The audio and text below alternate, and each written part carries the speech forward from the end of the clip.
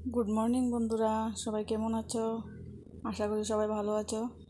আমার অবস্থা দেখো, এই কি এক ফ্রিজ আনলো রে বাবা।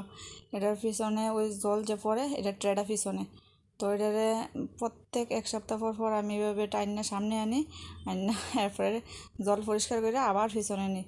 কৌছে আমার দ্বারা সম্ভব এত বড় একটা ফ্রিজ টাইনা সামনে আনন, আবার পিছনে আনন, জলটা পরিষ্কার করে। অনেকের ফ্রিজের নিচে ট্রে থাকে, কিন্তু আমরাটার পিছনে কেড়ে বুঝি না। এটা নিচে দিলেই তো পারে, নিচে দিলেই তো সুবিধা, কারণ ট্রেটা টান দিয়ে জলটা পরিষ্কার করে আবার ট্রেটা ঢুকাই দিলে হইলো। কিন্তু আমার কি অবস্থা দেখো, মানে প্রত্যেক সপ্তাহ সপ্তাহে এক অসহ্য কাজ। তো এমন কাজ কে কে করো আর কত ভাল লাগে না। যাই হোক, কাজ তো করতেই হইব, কারণ যেহেতু এটা জলটা গরম পড়বো, তো এটা আমার পরিষ্কার রাখতে হইব। তো প্রত্যেক সপ্তাহ সপ্তাহ আমি এটা করি, জানো। এটা টাইনে সামনে আনি, তারপর পরিষ্কার করে আবার পিছনে নিয়ে আবার মুছা টুচ্ছা রাখি আর কি। এটা একটা এক্সট্রা কাজ করছে, ভাল লাগে না আর। এই রান্না বাড়া সব কিছু সাইরা এরপরে দিয়ে আবার এটার দিকে নজর দিয়ে আরাম লাগে। তারপরে ফিল্টারও জল মানে অনেক কাজ অনেক কাজ। তারপরেও দেখো 12টা, 12:30, 1টা, 2টা বাজ্যা জায়গা স্নান করতে করতে। অনেকে মনে করবো যে এমন কি কাজ করে যে করে তো দেরি। মেন হলো যে আমি যে সকালে স্কুলে যাওয়াটা আর এরপরে গিয়ে আনন্দা সকালে নিয়ে দিয়ে আয়ো, তারপরে আবার 10টার সময় যাও, প্রায় 11টা বাজে বাড়িতে, প্রায় কি 11টাই বাজে, কোনো সময় 11টার উপরই বাজে। তো এটা আমার একটা এক্সট্রা কাজ। তো এই কাজটা যদি আমি বাড়িতে থাকি তাহলে আরও 1-1.5 ঘন্টা সময় আমার কাজটা আগাই জায়গা। তো যাই হোক, কাজ আমার মোটামুটি কমপ্লিট আজকের কাজও। তো এবার ফ্রিজটা পরিষ্কার করে ঘরটা মুছে রাখলে আমার কাজ শেষ হয়ে যাবে। এই জগতে কত মানুষ আছে বন্ধুরা, যারা মানে শুধু হাসে, কিন্তু হাসির পেছনে যে অনেক দুঃখ থাকে আমরা কেউ যাচাই করি না। আসলে ঠিকই তো, কে দেখে কার কত কষ্ট, কার কত সুখ।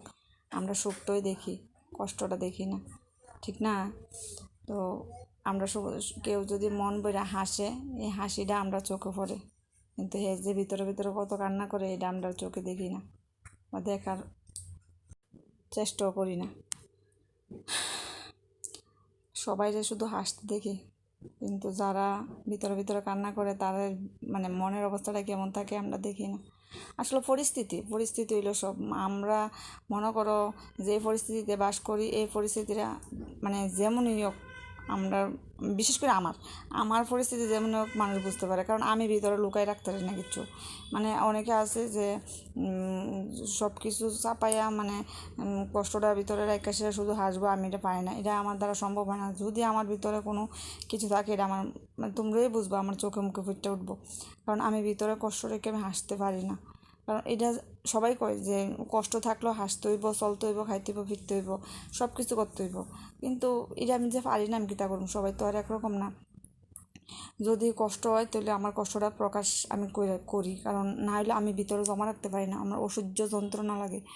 তো অনেকে আছে অনেক কষ্ট নিজের ভিতরে লুকাই রাখে, কারোর বুঝতে দেয় না। তো এটা আমি মনে করি যে যদি ভিতরে কোনো কষ্ট থাকে, এটা মানে বেস্ট ফ্রেন্ড হোক, হাজব্যান্ড হোক, মানে মানে যার সঙ্গে ভালো সম্পর্ক, শেয়ার করাটা দরকার। না হলে ভিতরে এত কষ্ট জমা রেখা অসুস্থ হয়ে যায়। বিশেষ করে আমি অসুস্থ হয়ে যাই, এই কারণে আমি এটা বুঝাইতেছি যে অসুস্থ ছাড়া মানে শান্তিতে থাকা যায় না আর কি। যদি কারোর কথাটা শেয়ার করা হয়, কিছু না কিছু তো সমাধান বাইর হয়। এই কারণে আমি মনে করি এটা শেয়ার করার দরকার। যাই হোক বন্ধুরা, আজকের মতো এদিকে রাখতেছি।